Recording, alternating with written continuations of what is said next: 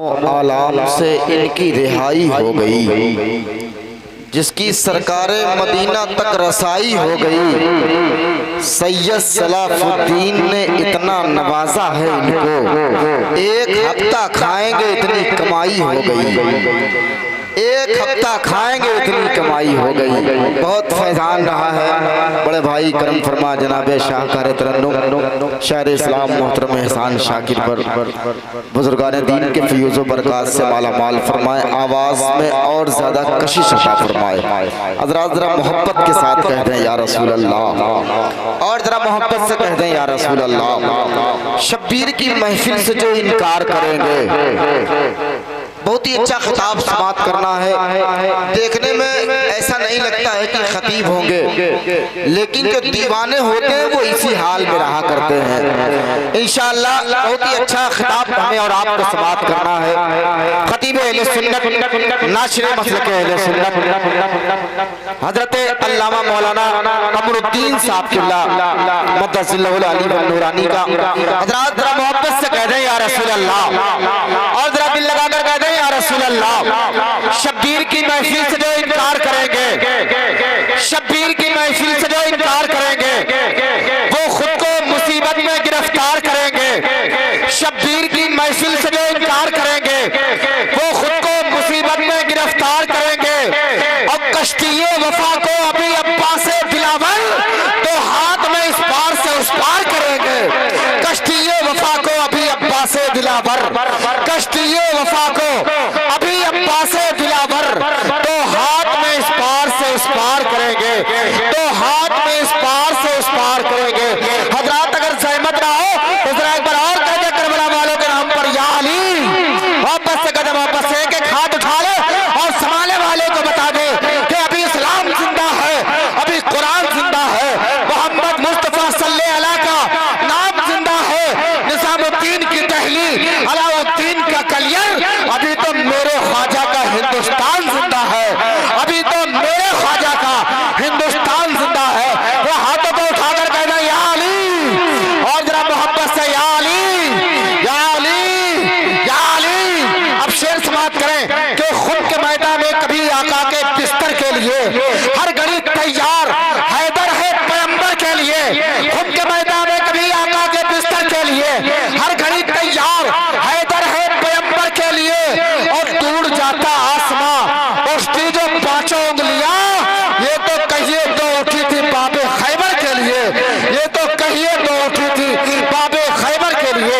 हजरात आइए मोहब्बतों भरा नारा लगा ले, मौलाए कायनात को याद कर ले, और खतीब अहले सुन्नत आशिक अहले बैत हजरत अल्लामा मौलाना कमरुद्दीन अहमद साहब किबला मद्दसिल्लाहुल अली व नूरानी का इस्तकबाल कर ले। एक एक हाथ उठा करके इस्तकबाल कर ले। नारे तकबीर, और जरा मोहब्बत के साथ अली का लाडला तेवर दिखा के चलता है, सीना के नोक पे कुरान सुना के चलता है। सरे हुसैन ने नेज़े से कर दिया ऐलान, जो जीतता है वही सर उठा के चलता है। वह हाथों को उठाकर इस्तकबाल कर ले। नारे तकबीर, नारे रिसालत, नारे रिसालत, फैज़ाने इमाम हुसैन, फैज़ाने पंडितने पाक, नारे हैदरी, नारे हैदरी, नारे हैदरी, नारे हैदरी, उर्से मुक़द्दस, उर्से मुक़द्दस, नारे तकबीर, नारे रिसालत। बस इस शेर के साथ तशरीफ ला रहे हैं। दुनिया के हर सुकून को ठुकरा रहा हूं मैं, किस्मत से तैबा वाले के घर जा रहा हूं मैं। ऐ मौत मुझसे मिलना मदीना शरीफ में, सरकार के रोज़े पे कल आ रहा हूं मैं।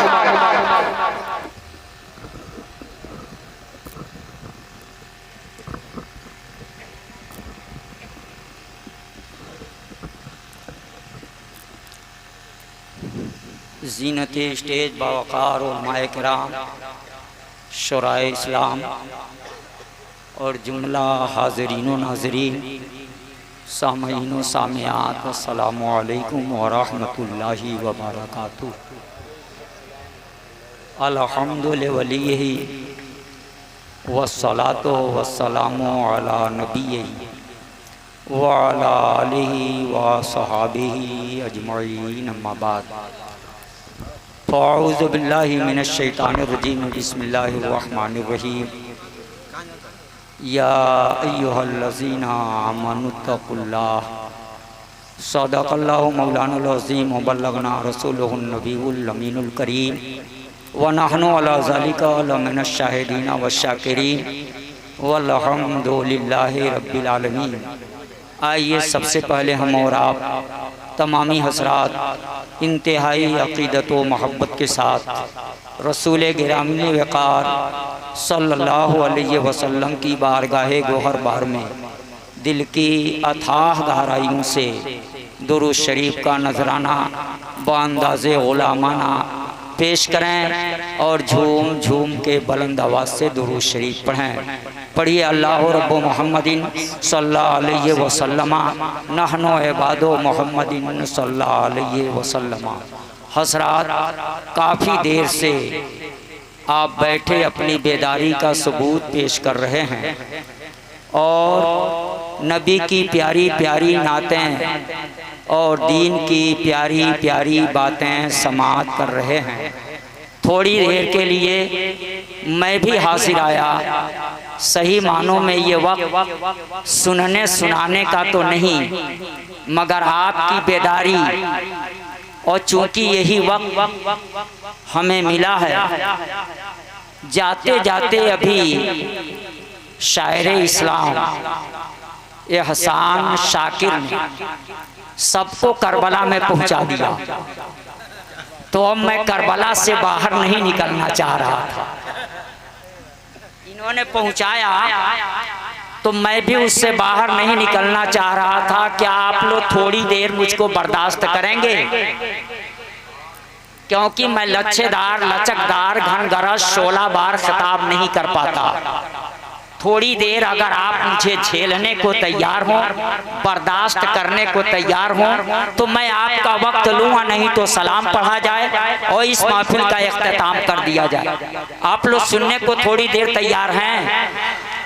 जिंदगी के साथ सुनिए। अभी शायर इस्लाम करबला में ला करके छोड़ करके चले गए। क्यों चांद है पीला पीला सा, क्यों शोर है बरपा तारों में, क्यों चांद है पीला पीला सा, क्यों शोर है बरपा तारों में। क्या आज नबी का लखते जिगर है देगों की यलगारों में।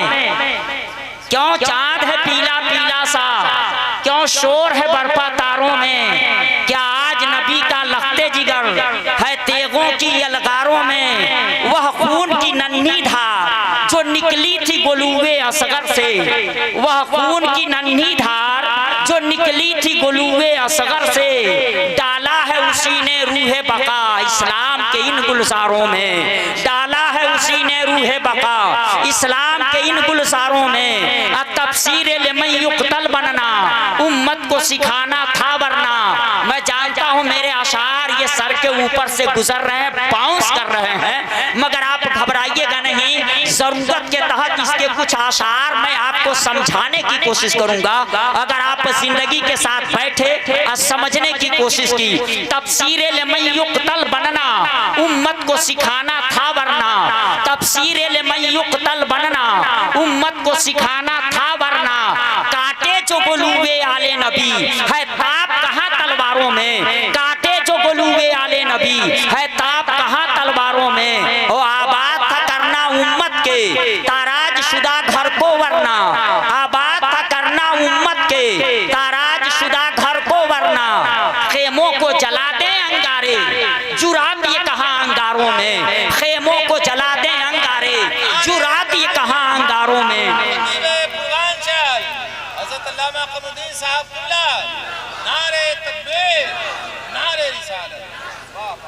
आबाद था करना उम्मत के ताराज शुदा घर को वरना। खेमों को जला दे अंगारे चुरा दिए कहाँ अंगारों में। अब बीमार सी हालत देख के तुम बीमार न समझो आबिद को। बीमार सी हालत देख के तुम बीमार न समझो आबिद को।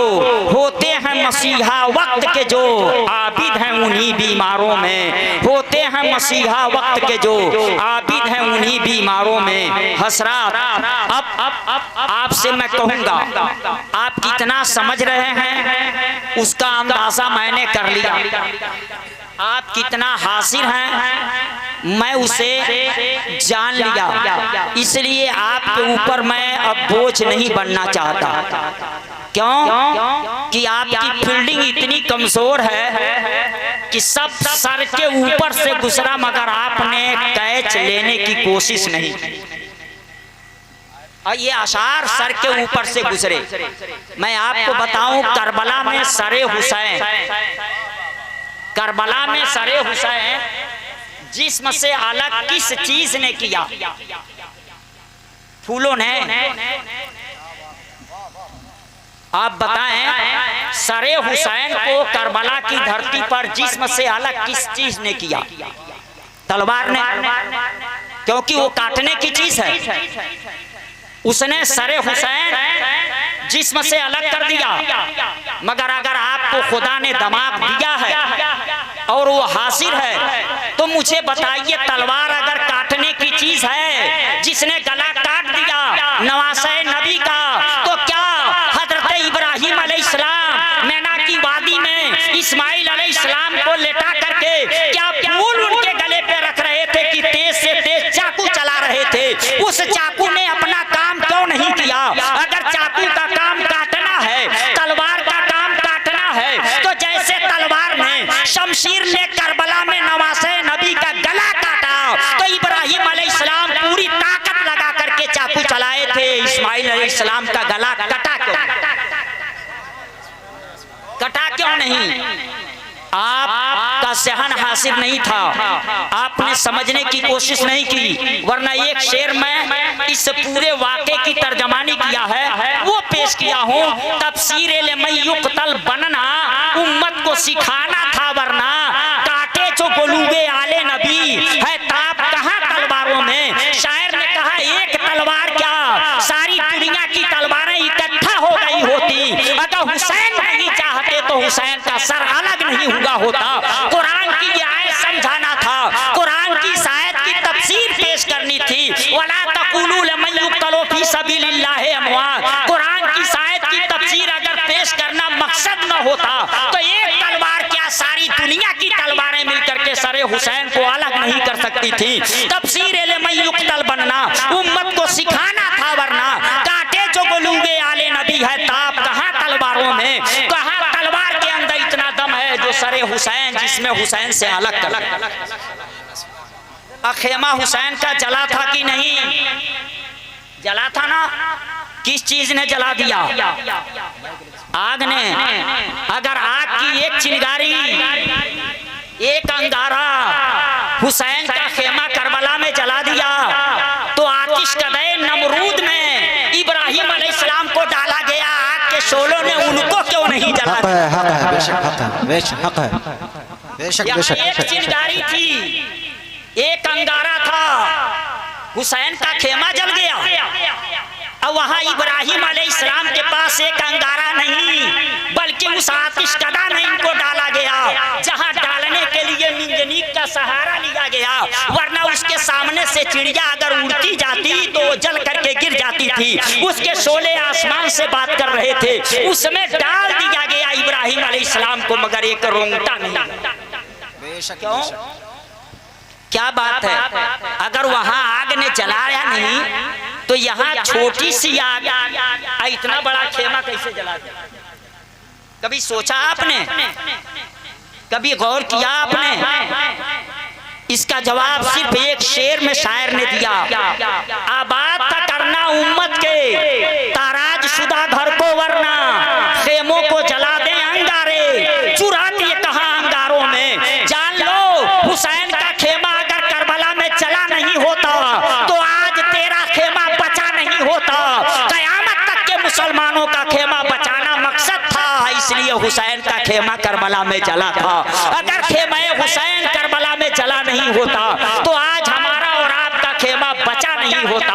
आबाद था करना उम्मत के ताराज शुदा घर को, वरना खेमों को जला दे अंगारे, चुरा दिए कहाँ अंगारों में। हसरात, मगर मैं इसे पेश करके समझा कि मैं गलत जगह पे दुकान खोल दी। मैं गलत जगह पे दुकान खोल दिया जहां लोग इसके खरीदार नहीं, या इसकी कीमत नहीं जानते। एक दुकान में चावल है ना 18 रुपए केजी का भी चावल है और 100 रुपए केजी का भी चावल। अब खरीदार कहे ये भी चावल वो भी चावल वो भी चावल, मैं 100 रुपए वाला जो तुम कह रहे हो वही लूंगा मगर 18 रुपया, तो दुकानदार देगा? दुकानदार समझेगा कि बड़ी अच्छी जगह पे मैंने दुकान खोला है कि यहाँ के खरीदारों की नजर में 18 रुपया वाला 100 रुपया वाला दोनों बराबर है। समझ जाएगा ना गलत जगह पे मैंने दुकान खोल दिया है, समझ जाएगा कि नहीं? हजरात, मैं अपनी हाजिरी दर्ज कराऊं। मैंने कुरान मुकद्दस की आयत मुकद्दसा का एक टुकड़ा पेश किया। मेरी अपनी आदत है कि मैं बोलता हूँ, सुनने वालों से कुछ बुलवाता। जहाँ के लोग कुछ बोलते हैं वहाँ मैं कुछ बोल पाता, और जहाँ लोग नहीं बोलते वहाँ मैं कतई बोल नहीं पाता जो कुछ मैं बताना चाहता। एक तो वक्त की नज़ाकत को देख करके जो मुझे कहना था मैंने उस कैसेट को बिल्कुल पलट दिया, उसको बदल दिया। अब हालात उसकी इजाज़त नहीं देते इस वक्त मैं उन बातों को पेश करूं मौका महल की मुनासिबत से।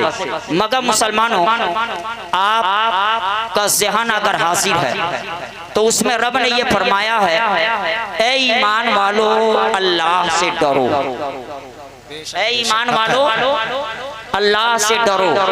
तो आप सबके सब ईमान वाले हैं कि नहीं? मैं कहा कि जहाँ लोग बोलते हैं वहीं मैं कुछ बोल पाता हूँ।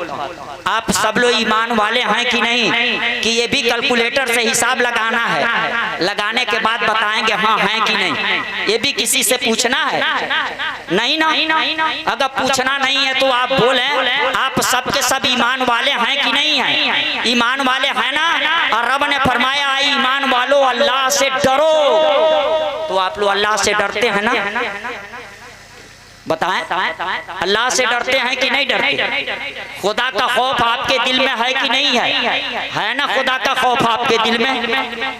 हजरात, अगर खुदा का खौफ आपके दिल में हो तो जिस दिल में जिसका खौफ तारी होता वो खौफ अपना काम करा लेता। क्या बात है, खौफ अपना काम करा लेता है। आप कहो कि हाँ हमारे दिल में खुदा का खौफ है, हम अल्लाह से डरते हैं, तो वो खौफ अपना काम क्यों नहीं करा पा रहा है? आप सब कह रहे हो कि हाँ हमारे दिल में खुदा का खौफ है, तो आपके दिल में खुदा का खौफ है। आपकी तवज्जो मेरी तरफ हो, आपकी तवज्जो मेरी तरफ हो। मैं कुछ आपके ज़हन में उतारने की कोशिश कर रहा हूँ। मैंने एक दावा किया कि खौफ अपना काम करा लेता है, तो ये आपके ज़हन में बात उतरे कैसे कि खौफ अपना काम करा लेता है? तो आप आसानी से इसको समझ लें, बस सुन लें थोड़ी देर। आप इंसान हैं कि नहीं? इंसान है ना? 3 दिन आपको सोने के लिए जगह ना मिले, 3 दिन जम करके आप मेहनत करें, सोने की जगह ना मिले, धक्का खाते रहें, आपको 3 दिन तक खाना ना मिले, और 3 दिन के बाद जब आपको खाना मिल जाए, पानी मिल जाए और उसके बाद बिस्तर मिल जाए, तो आप इंसाफ से बताइए कि आपको नींद आएगी कि नहीं? अपनी बात बतानी है, दूसरे की नहीं।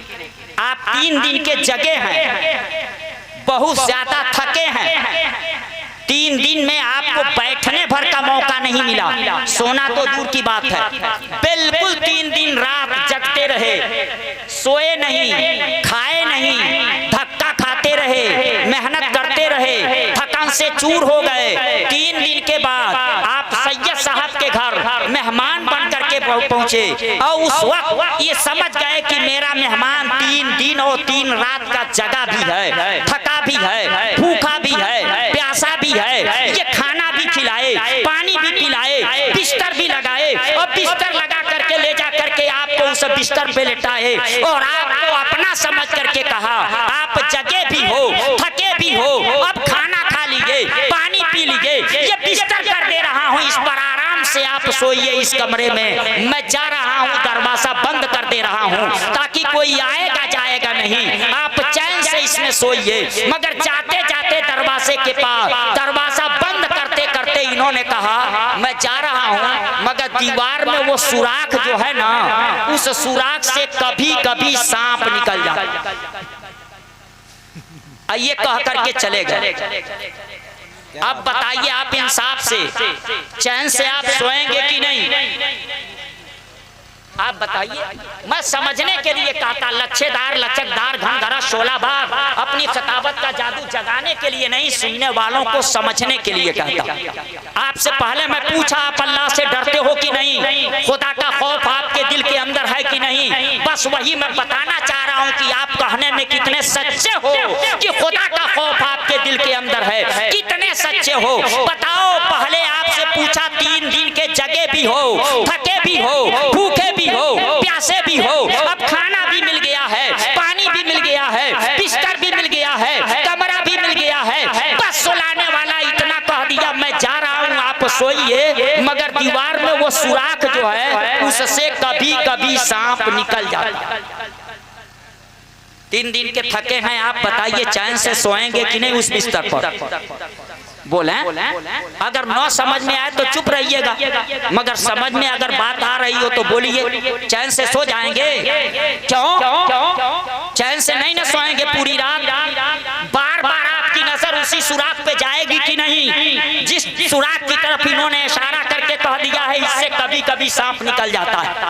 इन्होंने ड्यूटी तो दिया नहीं कि आप देखते रहिएगा, इन्होंने कहा कभी कभी निकल जाता, ये नहीं कहा कि रोजाना निकलता है, उसके अंदर बैठा ही है। ये कहा कभी कभी सुराख से सांप निकल जाता। तो आप बार बार उसी सुराख को देखेंगे कि नहीं देखेंगे?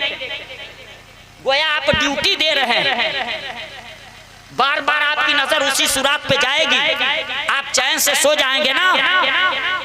क्यों? अक्ल तो कह रही है जो आदमी थका है उसको सो जाना चाहिए, जो आदमी 3 दिन 3 रात जगा है उसको सो जाना चाहिए। फिर आप क्यों नहीं सोएंगे? आपको नींद क्यों नहीं आएगी? किसने आपकी आंखों की नींद को उड़ा दिया? खाना खा चुके हो, पानी पी चुके हो, बिस्तर आराम का पा चुके हो, मगर कौन सी चीज है जो आपको सोने नहीं दे रही है? आपकी आंखें बंद नहीं हो पा रही हैं, सब कुछ मिलने के बाद आपको नींद नहीं आ रही है। किसने आपकी आंखों की नींद को उड़ाया? किसने उड़ाया? किसका खौफ? सांप का। उस सांप को आपने देखा है?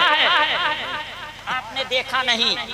जिस सांप को आपने देखा नहीं ये उसका खौफ है, वो अपना काम करा रहा है, सोने नहीं दे रहा है, खाने के बाद भी, पीने के बाद भी, बिस्तर पाने के बाद भी वो सांप का खौफ है, और वो भी उस सांप का खौफ है जिस सांप को आपने देखा नहीं। सुभान अल्लाह। उसकी कोई गारंटी नहीं है कि उसमें बैठा ही है, ये भी कोई गारंटी नहीं है कि वो निकल ही जाएगा।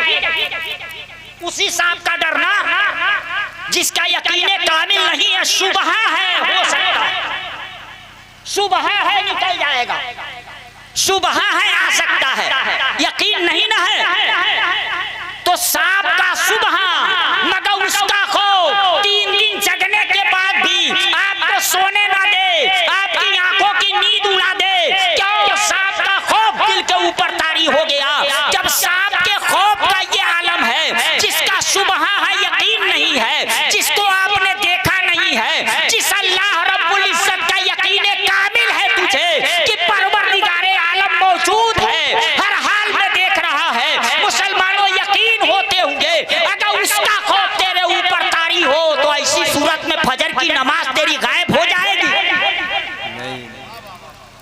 हो जाएगी नहीं ना?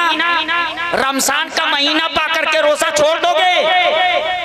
खुदा की दी हुई दौलत पाकर के ज़कात की रकम खा जाओगे? नहीं ना? मगर पता चल गया कि आप कह तो रहे हो कि खुदा का खौफ है, मगर आपका काम बता रहा है कि खुदा का खौफ आपके दिल पे तारी नहीं। वरना सांप का खौफ अगर जगा लेता है तो खुदा का खौफ भी बिस्तर से उठा करके मस्जिद में आपको पहुंचा देता, खुदा का खौफ भी माल की ज़कात निकलवा देता, और अल्लाह का खौफ भी रमजान के महीने का रोजा रखवा लेता। मुसलमानों, खुदा का खौफ आपके दिल पे तारी नहीं है, इसलिए मैं कहूंगा आए हो आप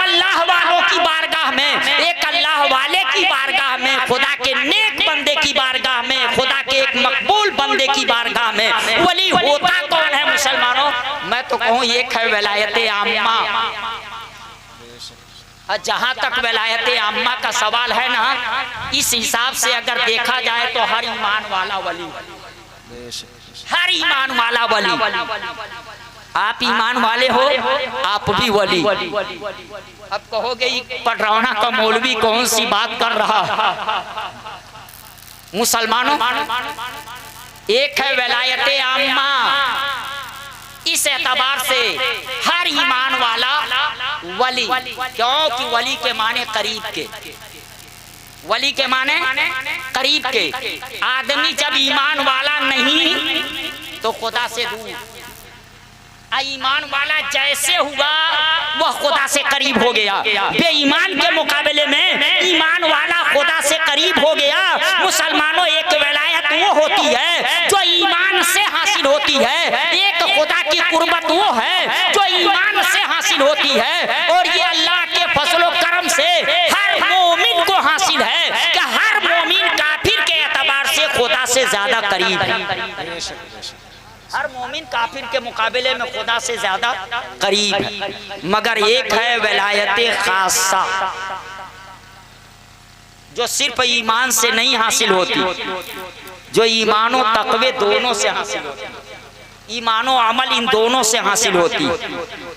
इसलिए कि अमल को हटा दो तो वो कुर्बत नहीं हासिल होती जो ईमान के साथ साथ अमल हो। और जो कुर्बत हासिल हो जाए वह कुर्बत सिर्फ ईमान से नहीं हासिल होती। मुसलमानों, उन अल्लाह वालों का मकाम कितना ऊंचा होता है, कितना बुलंद मकाम होता है। उन्हीं वलायत खासा वालों के लिए अल्लाह रब्बुल इज्जत ने कुरान मुकद्दस में फरमाया है, अला इन्ना औलिया अल्लाह ला खौफुन अलैहिम वला हुम यहज़नून अल्लज़ीना आमनू व कानू यत्तकून। वो ईमान वाले और साहबे तकवा होते हैं, वो अल्लाह के वली होते हैं। मुसलमानों, सरा अंदाजा लगा लो, आप अल्लाह वालों से मोहब्बत करते हो, यही वजह है मोहब्बत की दलील दे रहे हो कि हम उनके उर्स में आए।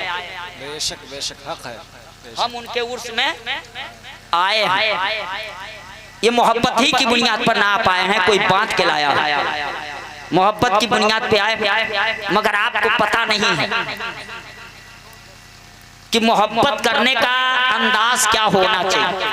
आए तो हो मोहब्बत ही की बुनियाद पर, मगर आपको पता नहीं मोहब्बत करने का अंदाज क्या होता है।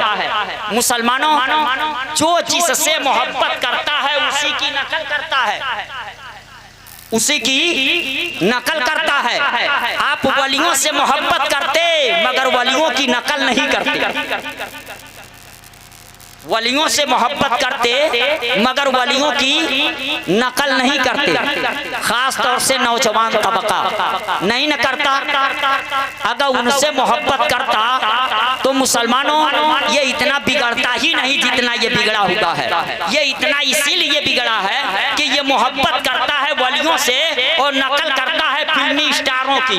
ये वलियों से मोहब्बत की बात करता है, ये वलियों से मोहब्बत की बात करता है, मगर नकल करता है खाने में, पीने में, पहनने में। हद तो यह है कि बाल कटवाने में भी ये नकल करता है। आप देखे होंगे, मैंने देखा है इतनी उम्र में बाल की कटिंग कितनी बदली। कभी आगे का बाल बड़ा रहा, पूछा ये क्या है, कहा इसे जुल्फी कहते हैं। और आगे वाला जब पीछे किया, पीछे का बड़ा हुआ, पूछा ये क्या है, तो जवाब दिया इसे हिप्पी कहते हैं। तो आगे वाला कभी बड़ा था, पीछे वाला छोटा, और कभी पीछे वाला बड़ा हुआ, आगे वाला छोटा।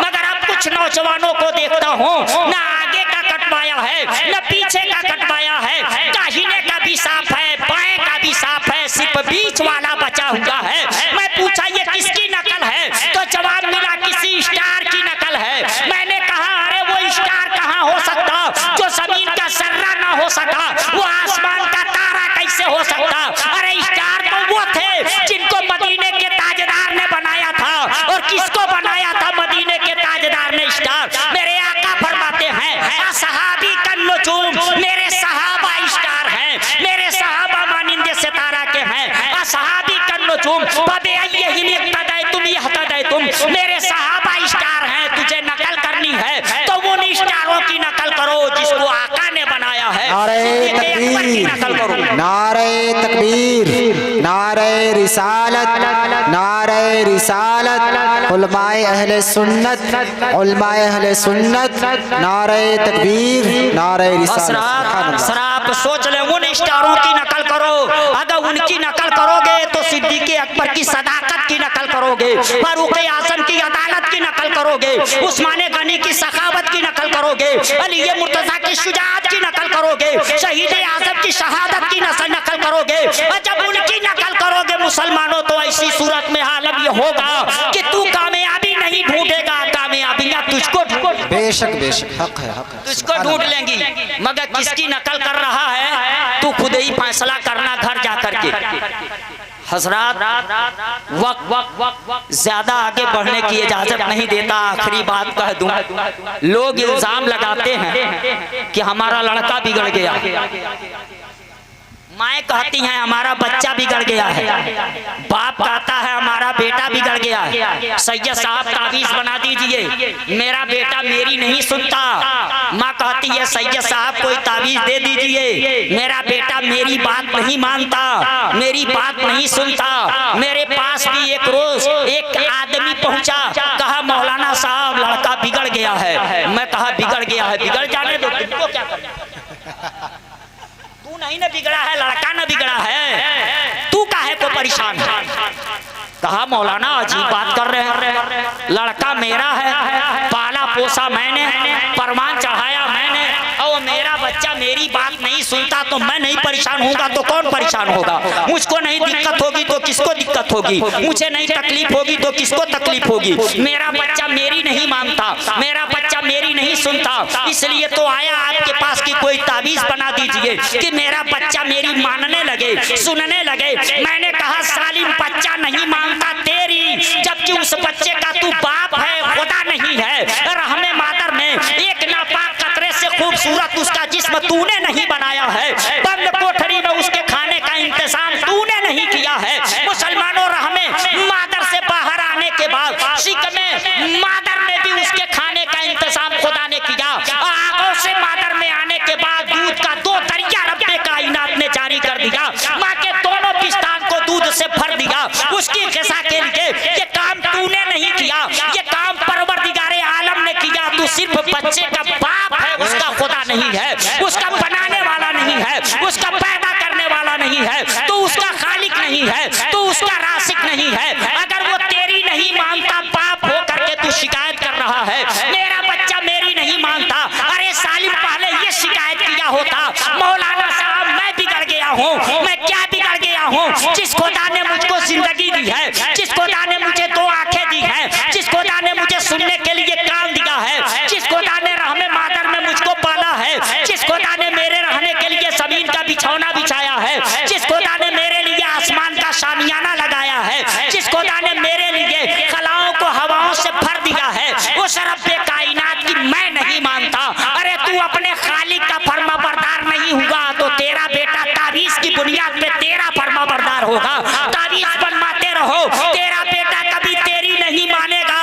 अगर चाहते हो कि तेरा बेटा तेरी माने तो तू अपने खुदा की मानना शुरू कर दे, तू खुदा का फरमाबरदार हो जा, तेरा बेटा तेरा फरमाबरदार हो जा।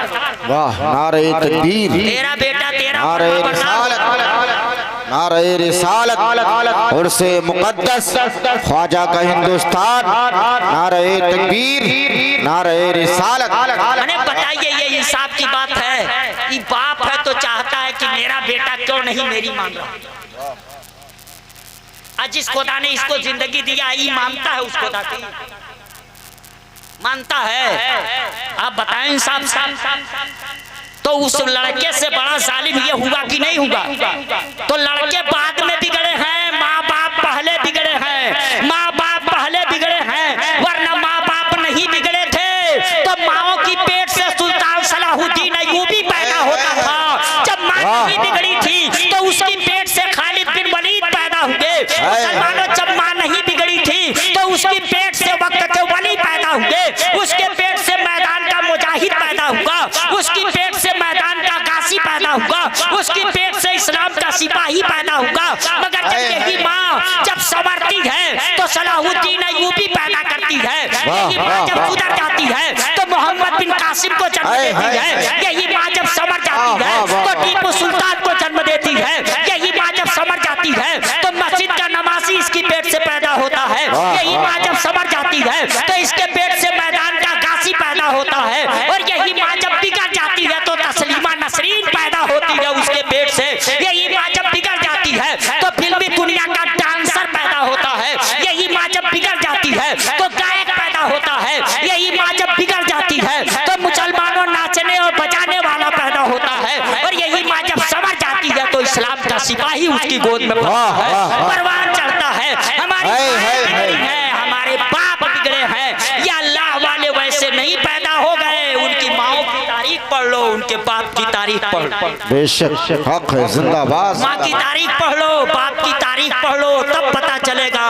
कि बाप कैसा था, माँ कैसी थी, तब जाकर के गौस पैदा होगा, तब जाकर के हिंदुस्तान का सुल्तान मोइनुद्दीन अजमेरी।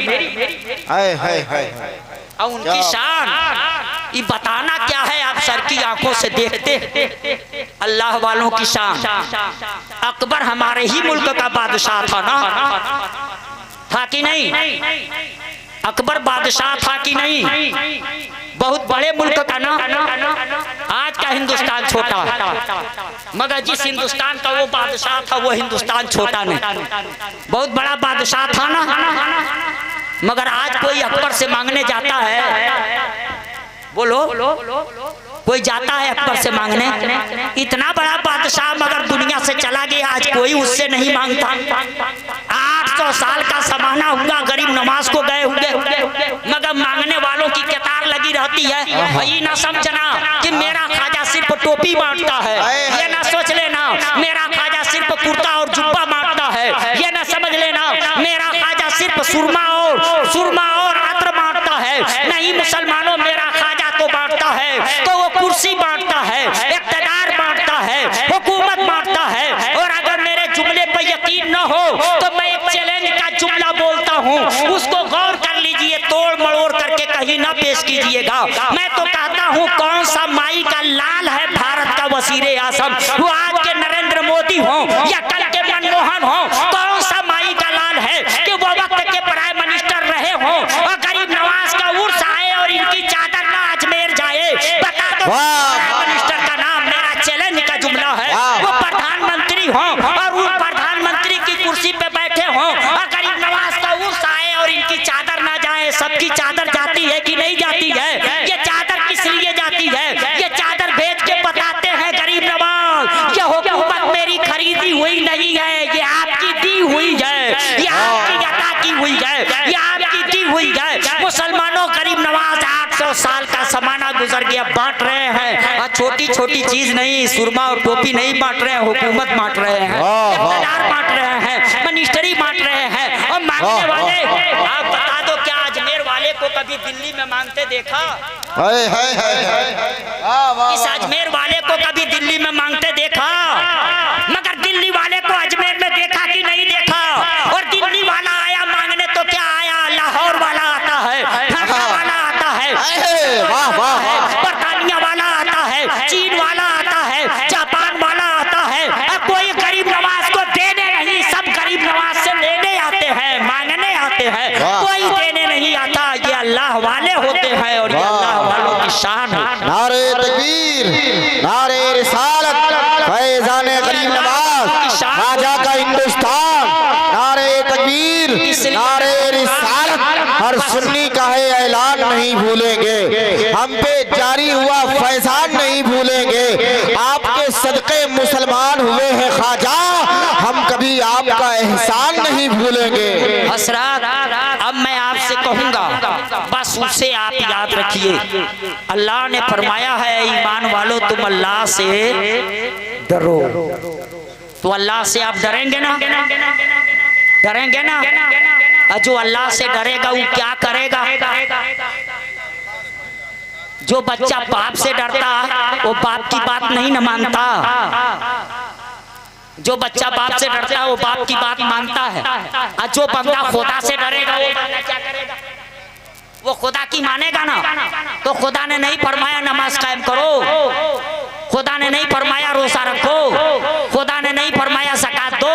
तो जो बंदा खुदा से डरे